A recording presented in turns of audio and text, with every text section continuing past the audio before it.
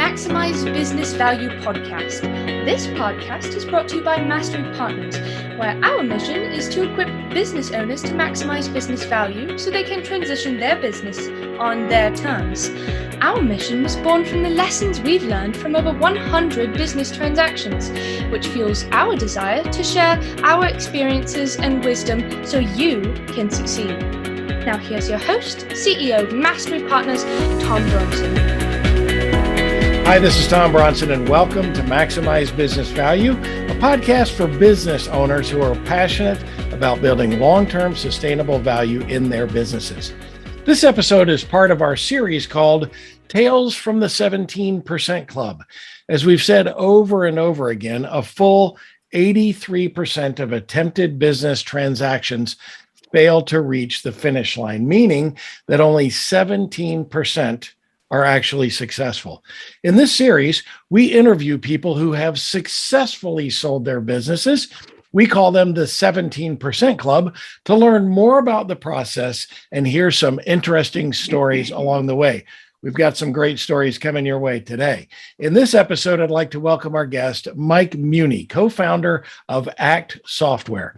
ACT was one of the first productivity tools for sales management.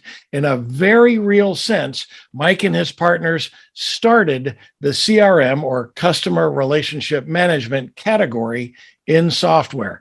I met Mike through Business Navigators, the servant leadership organization here in Dallas that I talk about so frequently, where he was a guest speaker at one of our monthly impact breakfasts. I was absolutely fascinated by his story, and I look forward to sharing some of it with you today. So welcome to Maximize Business Value, Mike. Tom, it's great to be here, and it's good to see you again as well.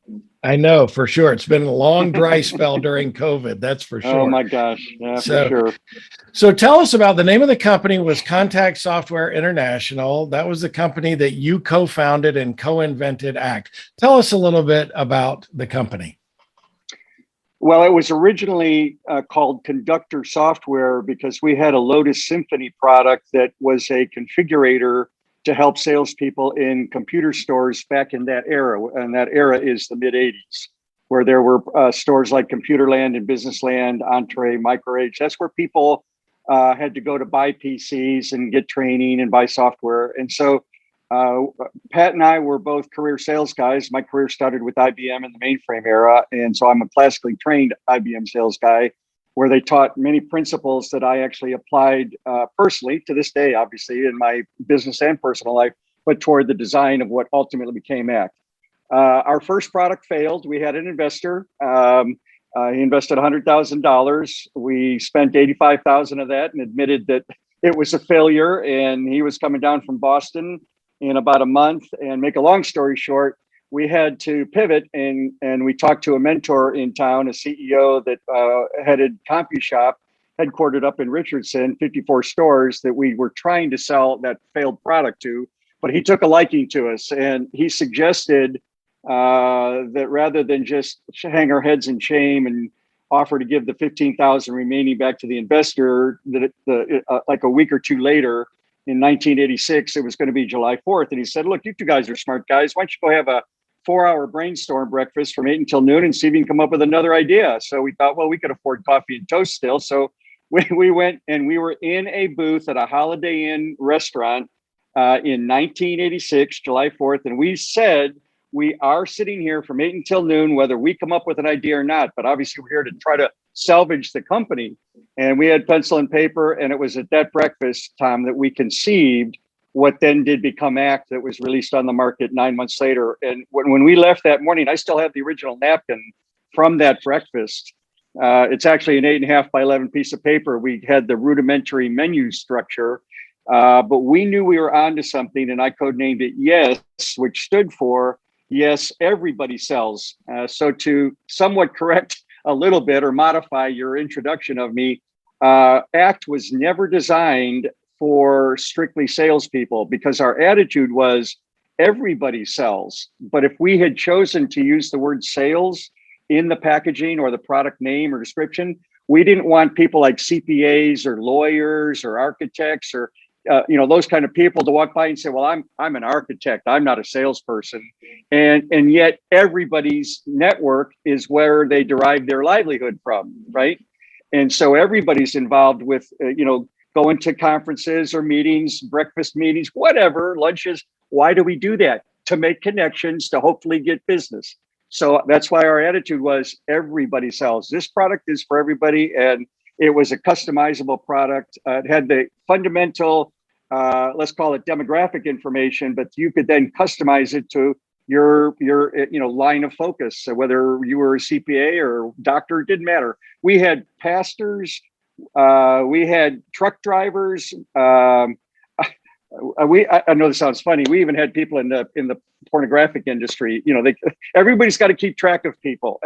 I know it sounds funny, and I'm almost a little bit ashamed to say it, but when people say, "Hey, I could really use this product because I got to keep track of a lot of things," right? And so there was no limit to who could use that product, because all of us, unless you're a hermit, all of us depend on our relationships, and that's who it's for. So then, when we came out with ACT, there was also no category for the product. It's like, where do we belong? And so we had to we had to create and define a brand new software category that we called relationship management / contact management. And when people would say, well, what's that? And we would say, it's software designed for people who deal with people. Do you deal with people in your livelihood? Well, yes, I do. Well, it's for you. Let me show you how. And so that's basically, in a nutshell, what happened. And the guy so when the angel investor came down, I'll close the loop on that. And we took him to lunch. We picked him up at the airport. His name was John McNair. We said, John, we've got bad news for you, but we've got good news. And he said, what's the bad news? And we told him why the first product failed and why we were out of money.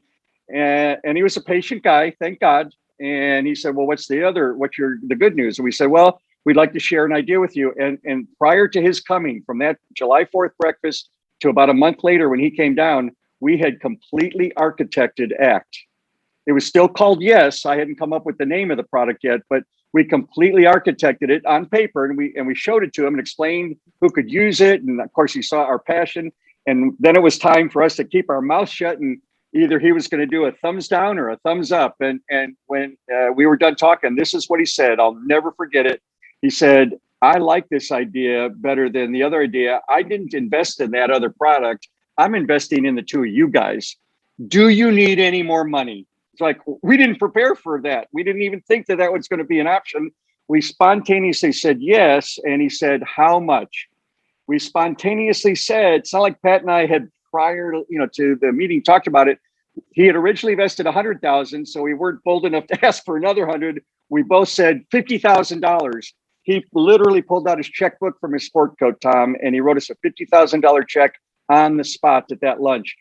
That was the oxygen tank. We could stay alive for a little while. I then went back to the CEO who suggested that we have the brainstorm breakfast, and told him, we took your idea, we had the breakfast, we came up with an idea, and believe it or not, the investor invested another $50,000. And this is what he said. He said, you know what? I like that idea too. Let me pull together a meeting with two other guys that I think might be interested in investing, and you guys do your pitch. So he pulled together a meeting at his home in an evening later that week. Pat and I went and we did our pitch, and those three guys wrote us $400,000 in checks, and we were on our way. And that's how we came that close to closing the business down. We didn't give up. We humbled ourselves. We took advice, and serendipitously, luck, whatever you call it, good fortune, we were on our way in a completely different path. My word, there are so many lessons in just that story. We could almost just expand on that.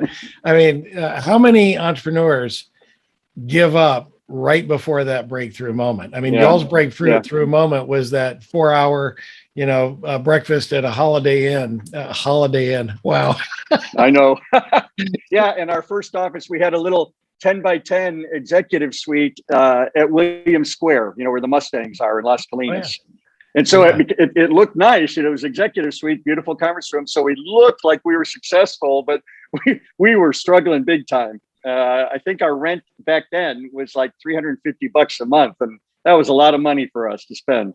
Yeah, no kidding. No kidding. So, wow, out of that brainstorm, and then now fortunately you had time to think about it before you met with the other potential group of investors. So, did you have in mind how much money you needed at that point?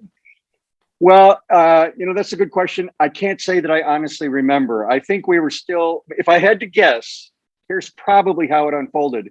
We were still young guys. I mean, how old was I? I was 34 years old. And, this was our first entrepreneurial emboldenment and courage, if you will. But we were subservient to the older guys that had the money. And I think we were just hoping that they would tell us how much they wanted to invest. Now, if they had pressed us, well, what do you need? And, that might have been the case too. I'm sure we would have at least said $250,000, probably. But truth be told, I don't really remember. Wow, that's Yeah. awesome. Boy, if you'd have been prepared, you might have asked for $500,000 from the original investor. Wow. I know. My goodness. But you know what? That is a common story. And as you know, I've bought or sold 100 businesses in my career, and along the way, I've had investors and whatnot. The common theme among particularly angel investors, and really it extends on up into bigger investors, into private equity, into institutional investors. It's nice to have a product, but they're investing in people. And that's exactly what John told you, and I've been on the receiving end, fortunately, of that very same comment, because they don't that much care about the product. They care about, do I have somebody that can take this idea and turn it into something? And that's exactly what you guys did. That's awesome. Yep. So this was 1986. Let's fast forward a little bit. Let's get to the tail of the tape, and then I want to tell a little bit in between. What year did you guys when did you actually sell the business? June 3rd, 1993. June 3rd, 1993. So that is what, 8 years or 28 years ago. Well, but 7 years after that, almost 7 years. Correct. After that, come to breakfast meeting at the Holiday Inn. Correct. So tell us a little bit about the trajectory of the company from when you got that seed money and then when you finally had a product. Were you guys growing? Tell us a little bit about kind of what happened in the interim there. Okay. So ACT was released on the market on April 1st, easy date to remember, April Fool's Day, April 1st, 1987. And we had, and it was me personally, so Pat and I were both sales guys. So how do you have the two guys that are the founders of the company and the two, co-inventors of the product, who does what? Well, because of my IBM background,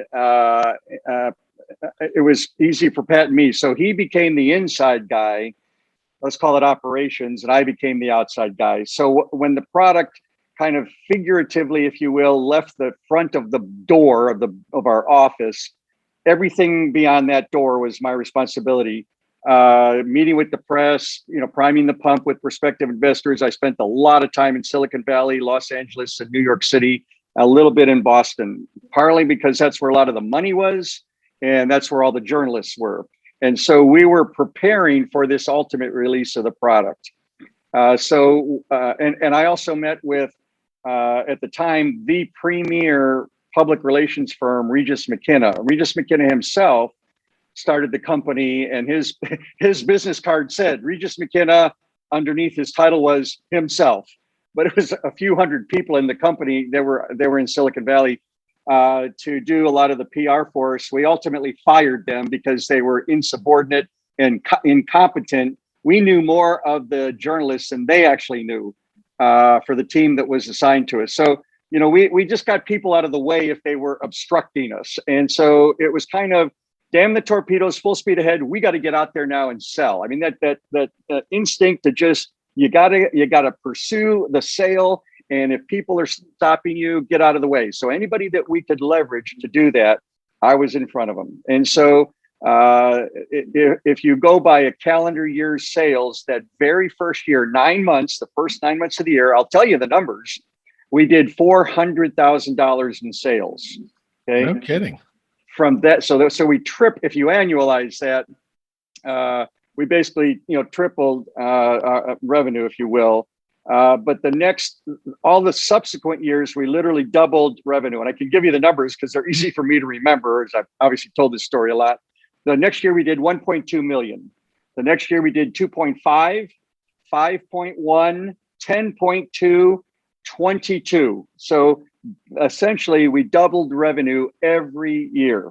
Now, wow. So why did we sell if we were on a trajectory? There's a lot of reasons, and I'm sure we'll get to it. But at the very beginning of the company, we knew right away, especially as a software company, and Pat and I were paupers, basically. We were, hand to mouth, fundamentally, like anybody at that age. When you take investment money, you pretty much know there's got to be an exit somehow or another down the road. When is that?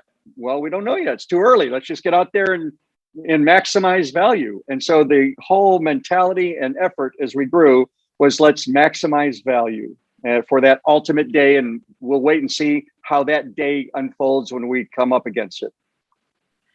That's absolutely amazing. I mean, doubling your revenue year after year, actually 3 times in that first year, and then doubling it each year beyond that. And by the way, just for our folks who are listening, we do have some business owners that are more around our age, right? And so let's just be clear. You were selling discs, software on media, right? Because there was no internet yet. Al Gore had not invented the internet yet. That is true. And what? No, that's true. But also, don't forget. So you got to go back to the era, right? At that time, this brand new thing called a laptop was just starting to come out of the market. They were very expensive and they were kind of lousy, and most of them, because they tried to keep the cost down, didn't even have a hard disk in them, right? And so, and very few people still had an actual PC. I'll never forget one time I was in New York City, and the CEO of a company wanted to meet with me and hear about this product, right? And so I literally went into his office. His executive assistant took me in there. He wasn't in his office at that moment, and the PC was on his credenza. And I just out of curiosity said to his executive assistant, so what does he use that for? And she said, he doesn't. He just wants it to look good. And so that was a lot of the mentality, right? I mean, what do you need a PC for?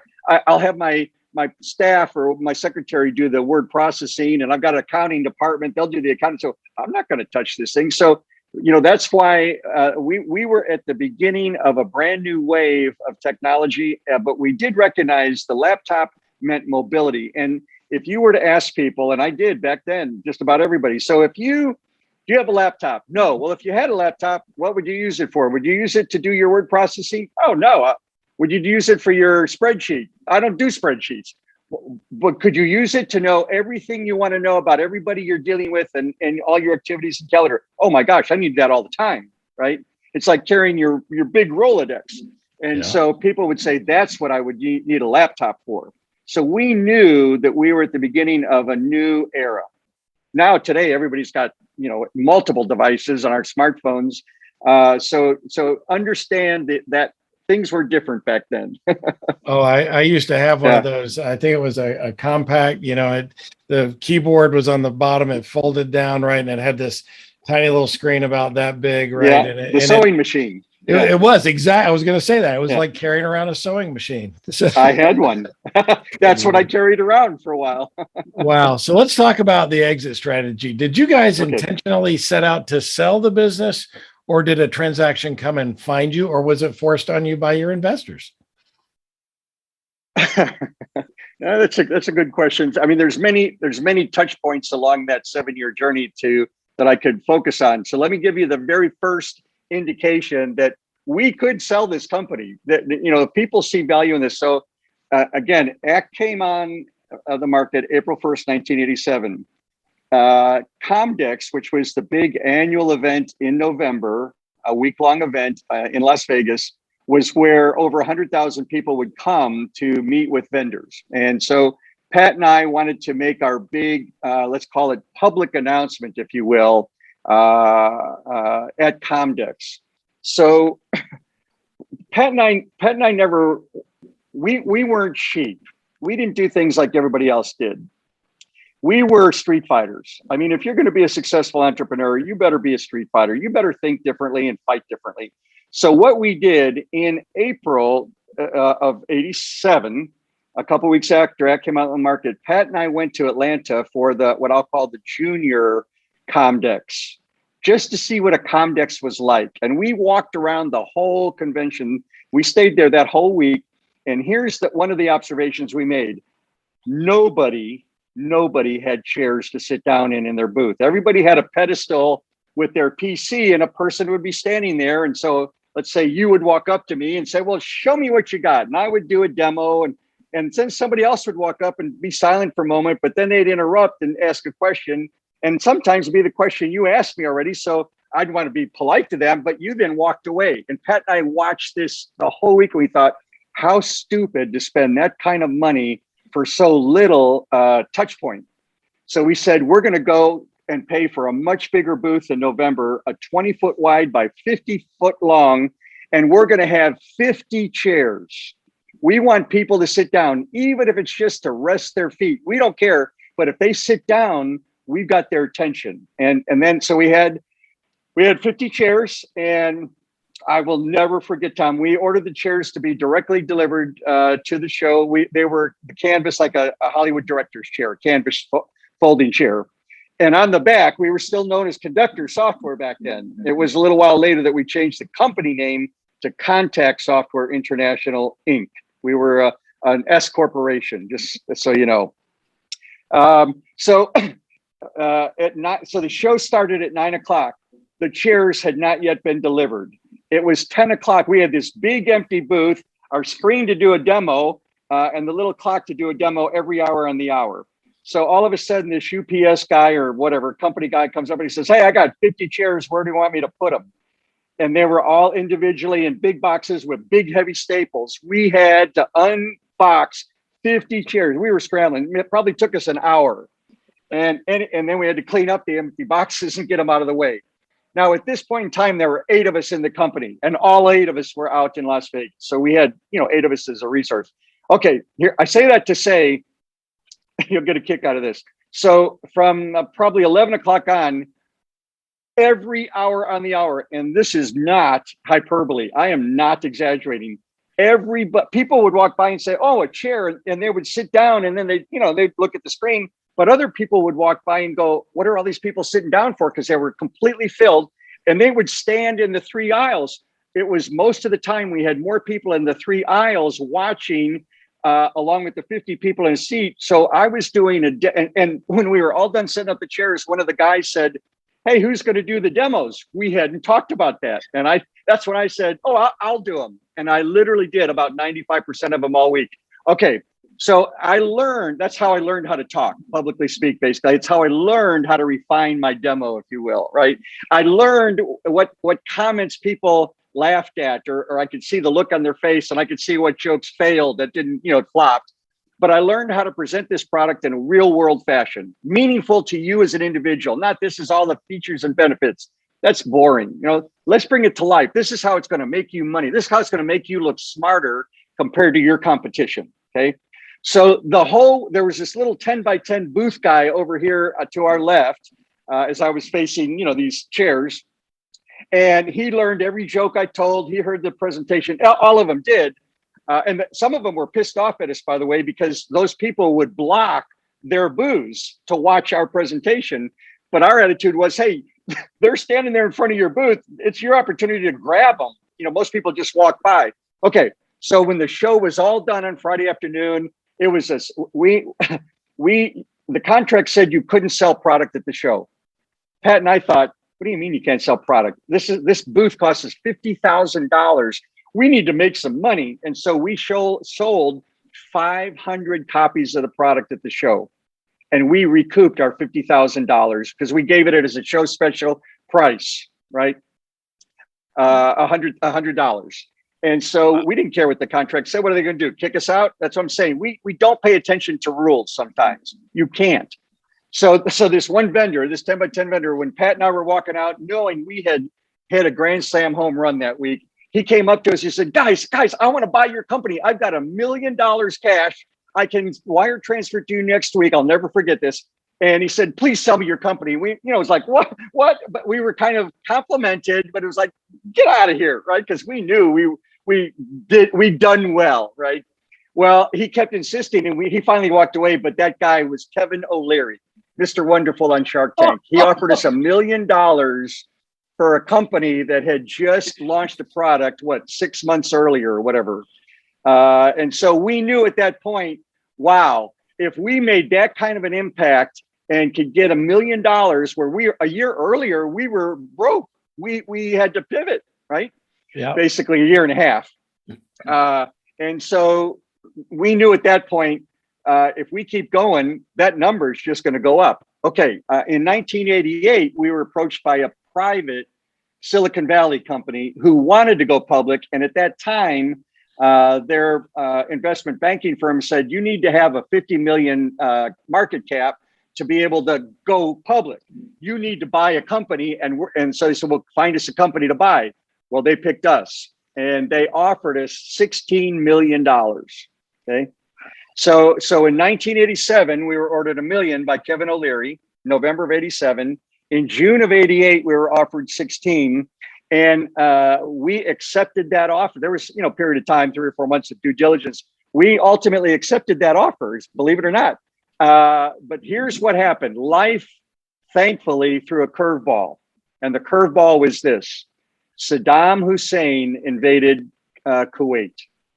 And the whole stock market was depressed. I don't want to say it crashed, but it depressed ultimately the value of the deal from 16 million down to 10. And we thought we're worth more than $10 million. So we called the deal off. That CEO, I'm not even going to begin to describe the 4-letter words that he used that I've never even heard of. He was so angry. That company ultimately went out of business. Wow. We kept going. So there were other people. We were always approached. Let me put it that way.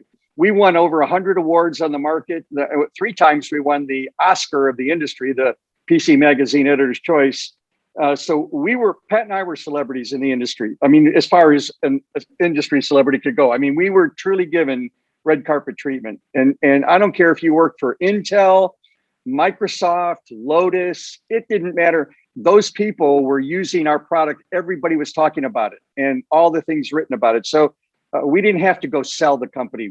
People came to us, and that number just kept going up over time. Wow. So if it would multiply, 16 times every 6 months. Yeah. Don't you wish? Yeah. Right. Well, so what made you in 93, right? June 3rd, 93. What made you say, okay, this is it? And we did sell the company. Okay. This is a bare your soul moment. 2 things fundamentally. Number one, well, I guess let me put it this way, 3 things. We obviously were doing well. And again, there was no internet. So it's like, when is a good time to sell? And our investors were mostly older men compared to us being middle-aged men, right? And they were anxious to realize their game. We understood that. And so that was one reason. It wasn't that they wanted us to, or they were pushing us to, but there was a sense of, hey guys, things are looking good. Maybe we ought to, consider. And so they planted the seed in us. That's number one. Number 2, there was a company, and I don't remember their name anymore, Tom, but there was a company down in Houston that the year earlier was offered $60 million by Lotus to buy their company. Well, they thought they were worth more than $60 million, so they declined to take that offer. A year later, they went out of business. Lotus was no longer interested. Microsoft with Excel basically was destroying Lotus. And so that whole deal fell down the drain. And so we were aware of that. But the third reason, and I'm not even going to say that either one of those first 2 was a reason to sell. But the third reason was about 1990, about 89, 90. I will admit, Pat and I are two strong-willed guys. We were best friends. The reason we started the company is because we were best friends out of college, and we always said, I hope someday we can find a company that we can start so we can work together. And so it started on the purest, most passionate terms that you could have, friend to friend. What a delight to work with your best friend every day and lock arms, right? Well, Pat and I, you can't be in business and do what we did without some sense of an ego. And because ACT was so successful, our egos also got inflated. And Pat and I'm going to say we were the parents of the product. We were now ultimately, when we sold 150 people in the company, we had an office in London. We had an office in Germany, in Munich. I was getting ready to open up the Paris office. We had, I think, I want to say almost 30 distributors around the world. I mean, we like I said, we were celebrities. Pat's and my ego as the parents, we began to disagree on certain items, right? And we were starting to butt heads. And so because of all the traveling around the world that I was doing, remember, I was the outside guy. We now had a VP of sales in America. All the distributors were set. America was basically done. I also, unfortunately, because of all my traveling, I was never home, and I ended up going through a divorce. Mm. And so the way Pat and I stayed out of each other's way was pretty simple, and it actually was beneficial to the company and our investors. I said, you know what? America is now going smoothly on its own. Other than the public speaking, because I was always the public speaker for the company. Any conference, any users group, I was the guy, right? Unless there was a conflict, and then the VP sales in America go. But I said, I'm giving up America other than speaking, and I'm going to develop the international market. The prior 2 years, 88 and 89, we had generated $100,000, I'll never forget, each year in international revenue. Well, I said, I'm moving to London, and I'm going to use London as a base to go around the rest of the world. And I would be gone 3 to 4 weeks. I'd come home for a week and a half to basically see my kids, go to the office, whatever. Pat and I pretty much stayed out of each other's way. And then I'd go back, around the world to do what I was doing. So that's how we stayed out of each other's way for the company's benefit. After the first year of my setting up our office in London, hiring staff and focusing on international, we did $1 million in business. The second year we did 2 million. We were doubling internationally as well. And because of being now in the international market, I understood that we couldn't sell an American product to a not American country. They have differences. They don't have phone formats. They don't call them zip codes. There's all sorts of different things. In continental Europe, the postal code goes in front of the city name. Okay. In England, even though England's Europe, they're not Europe. They had their own conventions, right? So I created 5 different versions of ACT. We had, in addition to the American version, obviously, a Canadian version, a UK version, a European version, an Australasian version. I guess that was it, 5. And so that's partly why sales increased, because I learned to adapt ourselves to the international market more acutely. All right. I say all that to say, sorry for being a little bit long-winded. The Pat and I's attitude about each other did not improve. And the board of directors knew, we're in trouble if these 2 guys who we invested in aren't getting along. Maybe we ought to sell. Maybe we ought to see, not that we have to, but maybe we ought to put ourselves out there. Let's hire an investment banking firm. We've had a bunch of them come in, dog and pony show. We selected one, Robertson Stevens out of Silicon Valley. And they put together an offering memorandum, confidentially sent it out overnight via FedEx to those 75 corporations they identified. And we just sat back and waited to see who responded. 3 of them responded. Word Perfect of all, like Word Perfect, but Word Perfect out of Utah, Salt Lake City. CompuServe, that was long before AOL. CompuServe was king of the hill out of Columbus, Ohio, and Symantec out of Silicon Valley, Cupertino. So this was, I want to say this was in, September, October of 1992. These meetings that Pat and I had with these people. Now, again, Pat and I were civil with each other. If we were sitting in front of you, you would not know that we basically couldn't stand to be around each other. Okay. It's like we're the parents. We love our kids. We're not going to hurt the kid, but I don't love you anymore. Okay. But we got to put on a happy face for the kids. That's kind of how we acted publicly. But we lost our friendship. We lost our brotherly love for each other, if you will. And so Pat and I had these private meetings, and it was clear that out of the three of them, Symantec was the savviest. And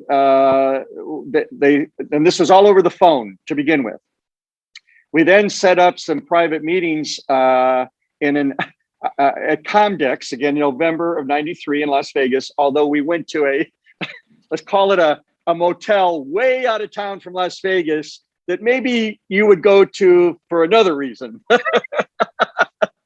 It's the truth, because we didn't want the press to see us. We didn't want any employee to see us having these private meetings and recognizing an executive of a public company. And so we had to do it very secretly, because if there was not going to be a deal, we didn't want to lose our employees thinking, well, they're selling the ship, I'm going to jump ship, right? And so the process continued, and we ultimately sold to Symantec, and we ultimately held back on what we sold for because their first offer was ludicrous. And so we had Pat and I again had the strength, the spine, if you will, to say no, even against two basically average guys who, I probably had at that time, I don't know, $5,000 in a savings account. I mean, we weren't rich, right, at all. We were just regular guys. So when you start adding, 7-figure numbers, 8-figure numbers, that kind of looks interesting, right? And we had the wherewithal to turn down some offers, even though they were big numbers to us, because we did obviously have our investors in mind as well. We wanted them to do well. They stood with us. We didn't want to let them down. And again, we did have the benefit of having a very successful product. It was so successful, not only did it create the category, it created competition. Success creates competition, but all ships rise. Now there was more awareness to this thing that ultimately became CRM, as you mentioned. Yeah. So that's kind of how it unfolded. So how long did that, so from when your board said, hey, let's interview some investment bankers until you closed the deal, how many months was that? Okay, so again, let's say our first communique with Symantec, I might be off a month here, but let's say it was October of 92. So, and then we sold at the beginning of June. So that means really 5 months through May 31st, let's say. So it took us about 8 months. Okay. Yeah. That's actually fairly quick by any standard. But so before we take a break, and we're going to have to take a break here in a second, I want to ask, if you had to do it all over again, would you have closed that deal? No, not in a heartbeat. Not any of us would have sold the company. In fact, Pat and I still occasionally talk. I mean, a lot of time has elapsed, and we don't send Christmas cards or anything, but we maybe talk once a year, just because we go back to when we graduated from college. We were that young, and so we've been part of each other's lives, and each of our lives is the result of something he and I did together. So that there still is that bond. But so Pat and I and all of the remaining, and by that I mean some of our investors, board of directors have long since passed. The remaining investors, directors, all of us unanimously say we shouldn't have sold the company. We shouldn't have sold it. And the answer, well, why shouldn't you? Why shouldn't you have?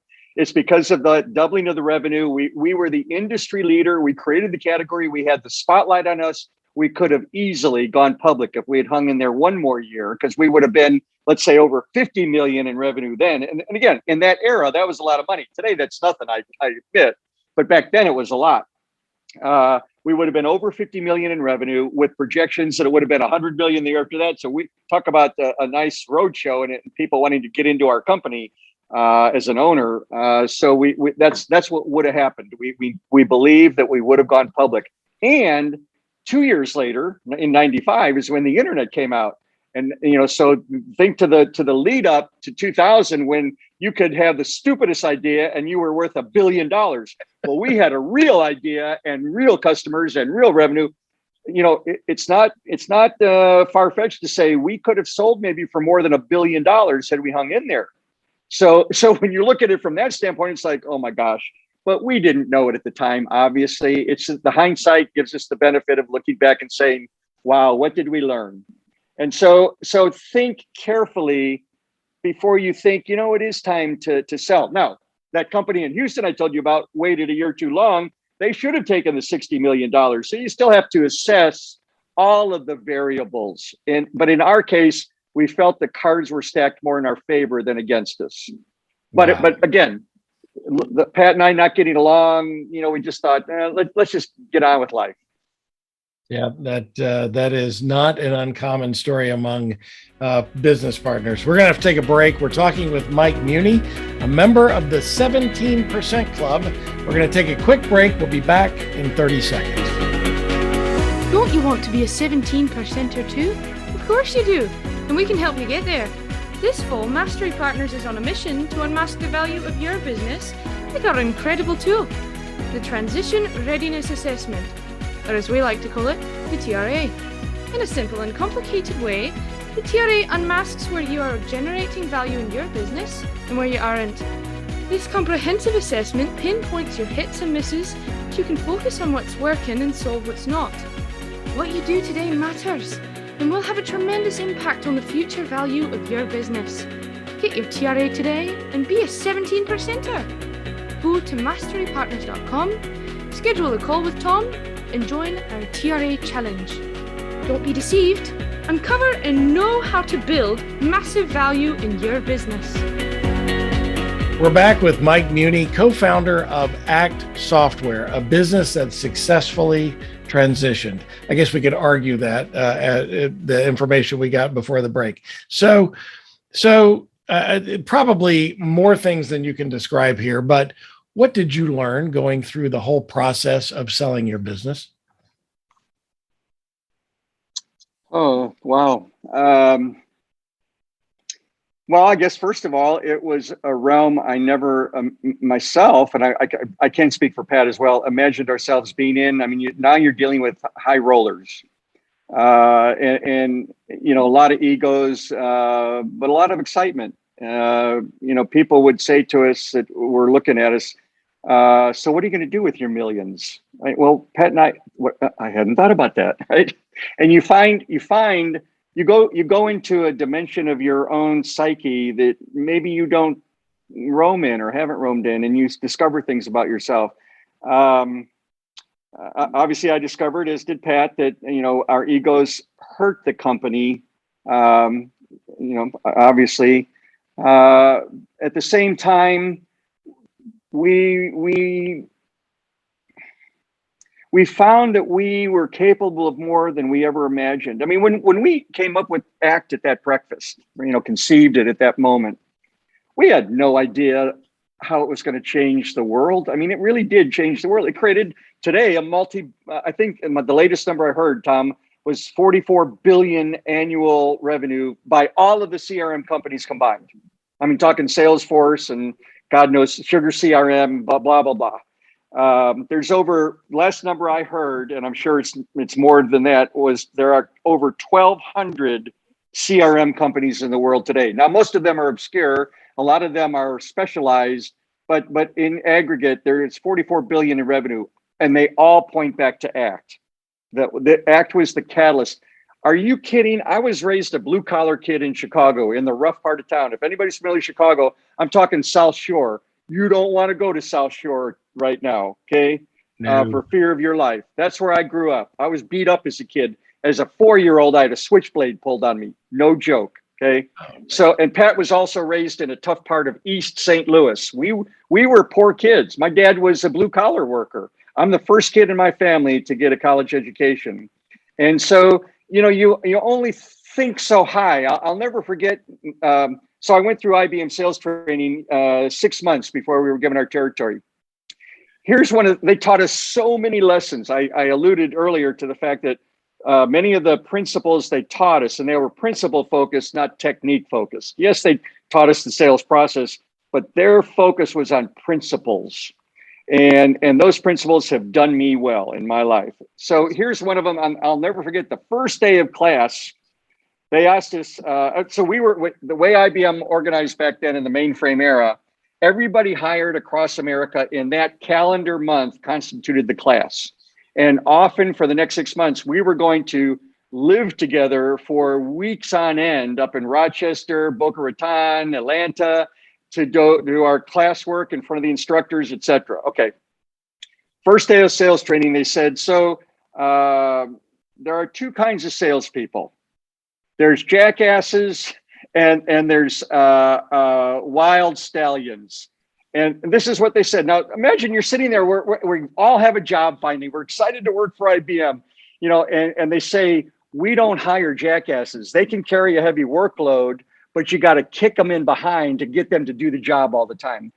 We don't like them. We only hired wild stallions, and all of you in this room here are wild stallions. Now, again, this is an impressionable young man, right? Wow, I had never pictured myself a wild stallion, but when you think wild stallion, it conjures up, being in the open prairie, running wild as a herd, right? And nobody can corral you, and you're independent and fierce and determined. So they say, but by the end of the 6 months, you're no longer going to be wild stallions. You're going to be thoroughbred racehorses. Oh my gosh, they took us in the matter of a minute from nothing, a baseline, to a wild stallion, to then way up in the stratosphere to a thoroughbred. So in our minds, they taught us you've got to think higher than how you otherwise would see yourself. I say that to say that's what happened with ACT. Again, our ego and everything, but the success, the hard work, the effort, the passion, it showed us that we had a deeper reservoir than we knew existed in us. But you don't go to that reservoir until you're faced with that opportunity or need, or even if it's desperation, i.e. that breakfast. We were desperate, but we still tried to go down and see, is there anything more? Is there any further step we can take? And obviously we didn't come up with one, but that mentor, thank God, said, go to a breakfast and see if you can come up with something. We hadn't thought of that. So you realize you're not capable of seeing everything on your own. You desperately need mentorship. You need wisdom from people who have gone before you. And not necessarily all of them can give you good advice, but you've got to be willing to seek that advice and not think that you can figure it all out on your own. There was I'll never forget one day, Pat and I, this is probably in later of 87 or early 88, we were having lunch together and we both just started commenting. We were probably at that point up to 30 people in the company. And he said, man, we're responsible for 30 people's livelihoods. Their car payments, their mortgages, they're being paid by the job we created for them. Can you believe it? It's like self-discovery, right? But we understood we're responsible for these people, and how we treated our people was very important, right? And, maybe later we can get to how did they respond when we told them we sold the company, because it broke their heart because of how they were treated and the opportunities that a fast-growing company provides somebody who, if they had gone to a big corporation, would have taken them years, if ever, to work up the corporate ladder. When, a successful company, jobs emerge because need arises and somebody's got to fill it. And a lot of times people say, I'm interested in that, or I can do that. Can I have it? Sure. Right. And we saw people nurture, and we nurtured them. We saw them grow because of it. We met people who were, had ill motive towards us. I'm talking one particular prospective investor was an extremely savvy man. I mean, his talk was like silk. He was that smooth. And he was an ex-partner at, I think it was Arthur Young before Ernst & Whinney bought them and they merged, Ernst and whatever it is. Ernst & Young now, EY. Ernst & Young, yeah. And he was one of the guys that said, so what are you going to do with all your millions? And he wanted an answer from Pat and me. And we, well, I don't know, maybe I'll buy a boat. I'll buy a new car. I have a used car right now.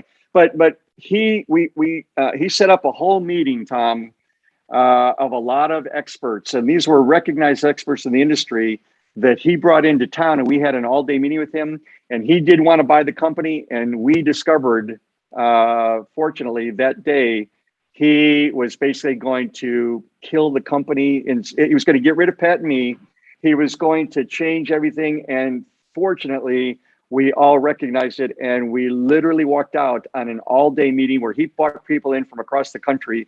And as funny as it sounds, I won't reveal his name, but a couple of years later in Business Week magazine, there was an article about him being a fraud and how he had deceived companies. And so, you get a little harder or hardened in realizing you've got to talk to money people, but be careful because they know they've got what you want, and it can be sweet talk and you can be seduced and fooled. And so we grew, we matured in a lot of ways because we were thrown on the battlefield. So knowing now what you know now, would you have done anything differently? I think I wish other than not selling the company. We've already covered that. No. I wish Pat and I had been more amenable to having a heart-to-heart and what is the real issue? I mean, come on, look at how successful the company is. Do we really have to fight? Okay, we don't have to agree on everything. No parent, the mother's always the softie and the father's the hard guy, the disciplinarian. So whatever. Parents see things from a different perspective, but that's okay. That's what makes it, a unit. And so I regret that neither one of us had the courage, the maturity to take the initiative to say, hey, can we talk? And we just let it fester. There are folks. We actually have somebody on our team now who help with that, because that's a very real issue with business owners. If they get at odds with one another, it's almost like family counseling for partners, right? And there are ways to kind of resolve that. That's probably good advice to figure that out. Now, you mentioned that your employees were devastated. Would you have done anything differently in regards to telling them sooner or involving them more? No, we would not have. And the simple reason is they were all great workers. I mean, we obviously fired some people over the course of our 7 years, for non-performance or whatever. We even had one guy in our warehouse selling cocaine. We had two couples, two people in the company, each married to somebody else who was discovered in the office one night going at it with each other. Okay, so we there were a lot of things going on. That it's like and look, I say this with all what word could I use? Humility or understanding, compassion, empathy. But at that era, this brand new thing emerged called HIV, AIDS. Okay. Well, we had one of those in the company, and many of our employees, when they discovered it, were fearful of AIDS being, so, Oh my gosh, how do you deal with that? I mean, there's no limit almost to the things that as a company grows that you can get exposed to and have to deal with on a very personal level and a very heartfelt level, right? Yeah. But getting back to the employees, you can't tell them, because if you lose these very valuable people who've been with you and they're doing a great job, right? Because you got to get rid of people fast if they're not. I'm not saying don't give them a chance. You got to give them a warning. Hey, we're concerned if you don't approve, you're out of here, right? And so we didn't want to lose them, and we knew they were all so talented they could go to other companies, and people were coming after them anyway because of the brand and the success and reputation of ACT in the company. And so we had to keep it quiet. And except I will make one caveat to that though. So a lady who worked for me directly was she had just gotten married. she and her new husband were going to close on their first home and commit to a mortgage. And I thought, oh my gosh,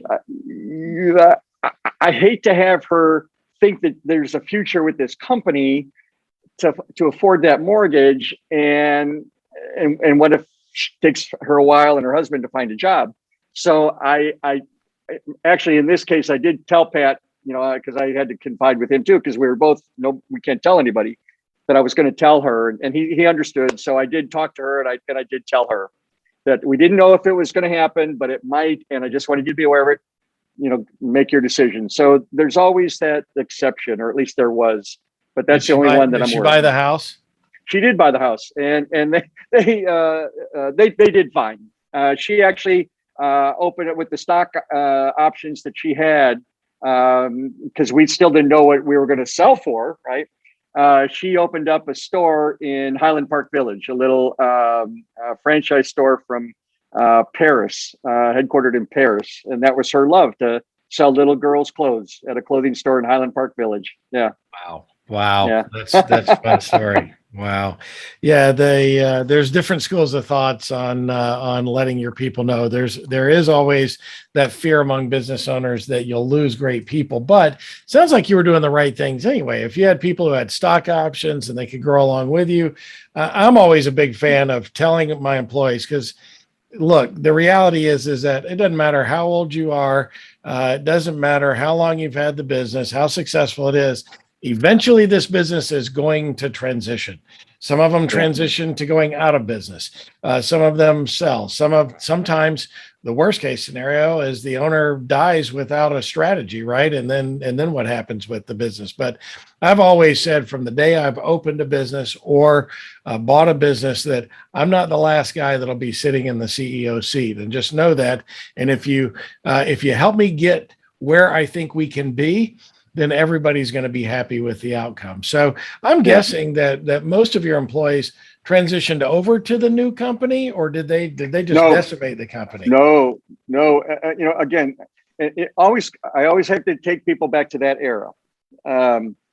So back then, the most valuable component to a software company, especially a Silicon Valley software company that's public, were the developers, the actual programmers, right? They were the brain trust, if you will, of the mechanics of the product and the development in process for the next future releases. So they wanted to keep the entire product development team. As best I can recollect, I'm going to say there were 15 or so people. They wanted to move them all out to Silicon Valley, which they all did. And then they only kept Pat and me on a 2-year employment contract. Pat, here's another thing that we learned to kind of tie in to your previous question. So Pat and I were put under this two-year employment contract, and it was a cakewalk. I mean, a fantastic salary. I was traveling the world to go. I was the face of ACT. I was speaking at every conference, and life was good, right? And we were very proud of being bought. Well, we still had our ideas on the next versions, if you will, what ACT needed to do with unfolding technology. Well, the marketing department resented us greatly. I mean, when I say greatly, they hated us. And they ultimately complained to the CEO of Symantec, a guy who was a son of a, he was a despicable man. And we were kept from meeting with him. I'm getting mixed feelings from you. How did you feel about him, Mike? Yeah. No, and I'm being nice saying he was despicable. He had I'm not kidding here. He had 3 mistresses at the company, known mistresses in the company. Oh, my word. Those 3 women were untouchable, right? Anyway, we never met with him during the due diligence process. They had a great due diligence team and a team leader, and our love, or our growing affection for the company, was basically because of this team. Well, we then later understood, now that we were owned by Symantec, why they had this team, and he, the CEO, didn't participate, okay? Because he was an unlikable person. Anyway, the marketing department complained to him, and he came up to Pat and me, and I wish I could use a 4-letter word here, but you'll know which one it is. He just came up to us. He said, "You guys are making trouble. We bought you. You didn't buy us. So shut the F up and do what you're told." Well, Pat, and this was only 4 months into the 2 years.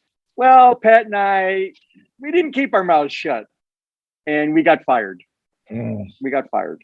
Wow. And so another lesson that I learned, Tom, if you're going to be acquired, hey, if you want to pay me some money to, represent you here and there, that's great. But I don't want a job. Just give me my money, give me my share, and I'm done with you. It's yours now. You bought it. It's yours, right?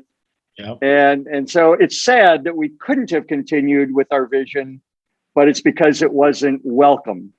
And so that is a common story, Mike, that on average, the founder or CEO of a business that sells to a bigger company on average lasts less than 17 months. You guys had a shorter tenure, but it's for the very same things that you just described. So a lot of business owners get in their minds, same thing that you guys had. Man, this is going to be a great job. I'm going to have some influence. We're going to bring out new products. I'm going to be the face of the company. You find out later that this is how it's really going to be. And that's not every person, but that is a way more common story than people understand who've never been through that process. So I'm really glad that we stretched and that you were a little vulnerable there and shared that story with us. What advice would you give to a business owner that's thinking about selling now? Wow. Hey, I'm known for asking good questions, Mike. Well, and there's no right or wrong answer. I know, obviously my answer will be based on my own recollection of those moments, of reflection and having to come up with a decision. I would just say, be careful and move more slowly than you might be wanting to, only to give you a little bit more time for things to distill.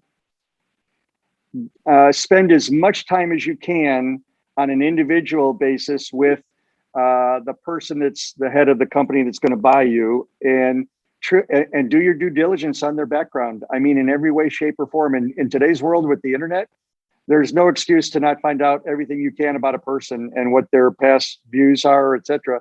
I'm not one that is much in favor of social media. I think it's been hugely destructive to relationships and reputations.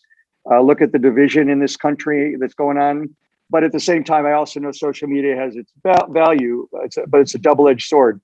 But on the positive side of social media, there's no excuse not to do your own due diligence with people. And I would also give some serious thought as to what are you going to do afterwards? Because I will tell you, Tom, when we were fired, I mean, it just like that, like a machete that had amputated my head, right, from my body. Yep. I went from this 7-year wonderful journey, other than, the bumps a lot, but 7-year growth, understanding, leading a global company, opening up international offices, all this stuff that I was exposed to, that I was just a simpleton before this. I was just a regular sales guy. All of a sudden I had no self-esteem. What am I? I don't know what I am anymore. I literally was lost. And I was, not that I needed therapy or anything, I didn't, but I couldn't find myself. Who am I? What do I do now? I have no identity. ACT was my identity. It becomes the identity of the founder, the inventor, whatever, right? And it was taken from me. And I was disallowed from having anything to do with it. Now, nobody can ever take away the fact that I'm the co-inventor, but I had no input, and so I was lost. And I was lost for about a year and a half. I did certain things. I took up golf, and I bought a new home. I had a new home built, and I bought a new car. I did. People were coming after me saying, "Hey, could you be an advisor, board of director?" But what they were really coming after me for was to invest in their company. And all of a sudden, you meet a whole new group of people that now are chomping at the bit, and they're kissing up to you, and so you have to be careful with that as well, right? So I kept busy, but nothing was the same as something that I had literally co-created out of my own groin, right? To say, well, I mean, one of the companies wanted me to be the CEO. I ultimately did accept the position. They wanted me to start as the EVP. They were a public company, believe it or not. But their policy was to promote from within. So if the CEO who wanted to retire brought me in right away as CEO, the people would have resented me. So he said, I want to bring you in as an EVP first for about 6 months, then I'm going to promote you to the CEO. Okay. And that never happened because the board fired him. And then the people didn't like me and they fired me. And so, life continues to throw curveballs, but I discovered I didn't have the passion for something like I once had with ACT. Can I ever have it again? And I never found it, at least for a long time. And so, you go through a period of darkness, if you will, or searching. Let me put it that way, in a nice way. Yeah. I mean, I'll tell you, I don't know how much more you want me to keep talking. I did find the answer to what am I, and it wasn't who am I. I was Mike Muhney. I was a father. I was a friend. But I was all the son, brother, co-inventor of ACT. I was software entrepreneur. I knew who I was. What I didn't know the answer to was what am I? Because what I was the co-inventor of ACT, and that was my identity. This is my baby. This is my child, right? And so the answer of what I was did reveal itself to me via a movie I was watching on a Wednesday afternoon in retirement while my kids were at school. My kids decided to live with me, so I became a Mr. Mom. My ex-wife moved back up to Chicago, and the kids were given a choice: you want to live with your dad or you want to live with your mom? You can fly to see each other, but where do you want to live? What's home base? And the kids said, we want to live with dad. And so I became a Mr. Mom. That obviously occupied my time. So when the kids were at school, I was watching a videotape. We once had videotapes, back then. And a scene in the movie answered that question of what am I? And when that question was answered and revealed, Tom, I literally cried. I literally had tears streaming down my face. I'll never forget it. Because I knew at that moment what I was. To this very moment, as I sit here talking to you, I still am what that answer revealed. And so that was liberating. It was freedom. It was life is good now. At least I know what I am. And who doesn't want to know what they are? Well, for goodness sakes, tell us, what was the movie? The movie was Indecent Proposal. Robert Redford, Woody Harrelson, and Demi Moore. Yeah. For those of you that might never heard of the movie, the premise of the movie was Woody Harrelson was a brilliant architect, up and comer, and he was married to Demi Moore, and there was a bad recession, and Woody lost everything. He was building a dream home on the ocean, and so they only had a little bit of money left, and they went to Las Vegas to gamble and hope to make some money.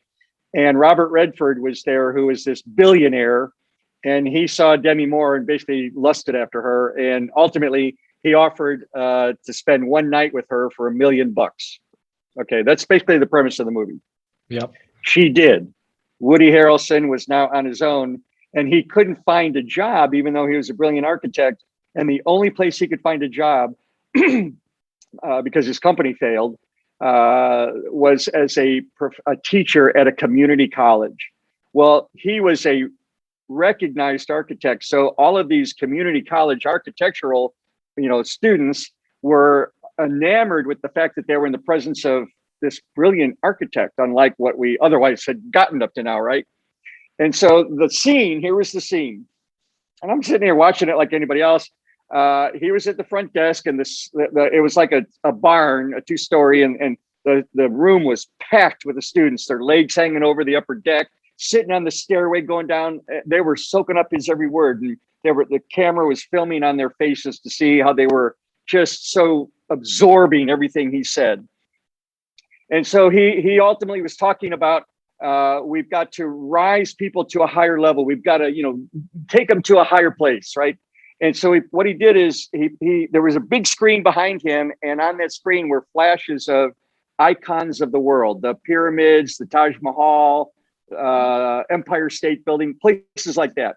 And he pulled out a brick from his desk and he said, "What is this?" So he sold it. And he says to the students, "So what is this?" And one student said, "It's a brick." And he went, "Yeah." And then another student said, "It's a weapon." A number of students laughed, "Ha ha." And this is what he then said. Even a brick wants to be something. And then he said it again, but with different cadence. He said, even a brick wants to be something. But what? And all you saw was his hand and the brick, but behind it were these further icons that were these magnificent, awe-inspiring structures. And it's like, yes, I'm a brick. We're all just bricks. But I still I aspire to be something much greater than I am. And I can only be that by being part of other bricks so that we can all create something better. And so that answered my question, Tom. I started crying. I was like, oh my gosh, I'm a brick. So IBM, going back to that IBM first day of sales, I was a thoroughbred racehorse. That's at the peak. But my real discovery was at the baseline. I'm a brick. And that's what I really am. I'm just a brick. I'm a hardworking brick. I'm a brick that wants to be part of something great, but I'm just a brick. And so my whole attitude changed. Wow. What a great story, Mike. This has been so much fun. I almost hate to wrap up here, but I've got one more business question for you. And then I'll ask you a more fun question. The business question is, if you were to give this podcast is all about maximizing business value, improving value so that you can ultimately monetize that for business owners. If you had to pick one piece of advice, what is the one most important thing you would recommend business owners do to build value in their business? What would that be? Well, that's a good question. Hard to answer in one thing. Obviously, integrity, honesty, but I would say be a person of principle. Be a person of principle.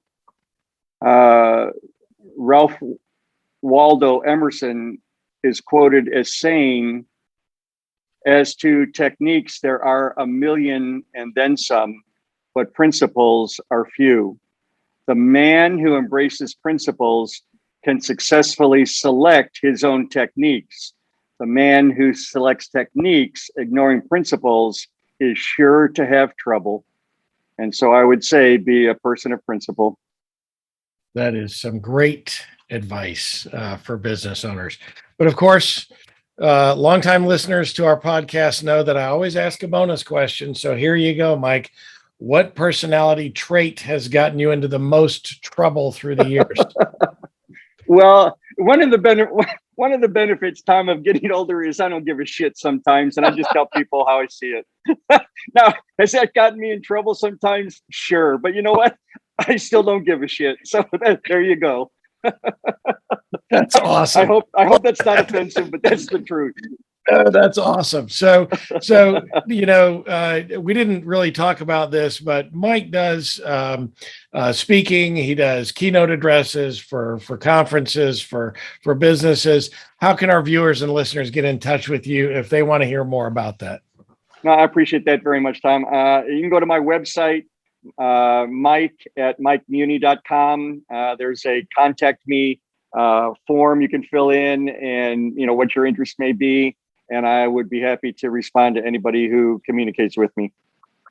Mike, this has been an absolute pleasure. Thank you for being our guest. The pleasure is mine. I've had a lot of fun. I always enjoy laughter. If there's one thing or a second thing that I might inject, Tom, to tell people is find ways to laugh, because laughter is such a bond between people. And so you and I have enjoyed a lot of laughter here. And I think the privilege and pleasure has been mine. Well, if laughter extends your life, I am going to have a very, very long life. I can tell you that good. right now. We all need that. You can find Mike Muhney at MikeMuhney.com, MikeMuhney, MikeMuhney.com, or on LinkedIn. And of course, you can always reach out to me, and I will be happy to make a warm introduction to my good friend. This is the Maximize Business Value podcast, where we give practical advice to business owners on how to build long-term sustainable value in your business. Be sure to tune in each week and follow us wherever you found this podcast. And be sure to comment. We love your comments and we respond to all of them.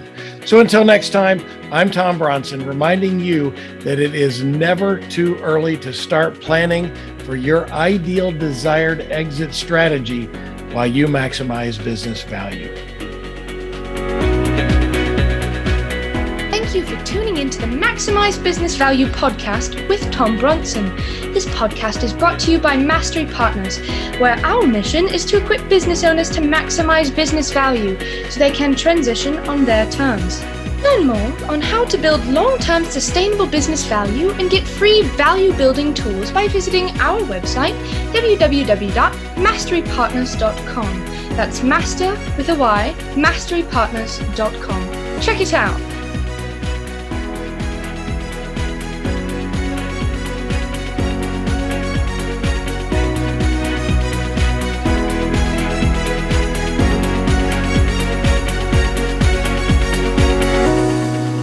That was perfect. I wouldn't make any changes on that.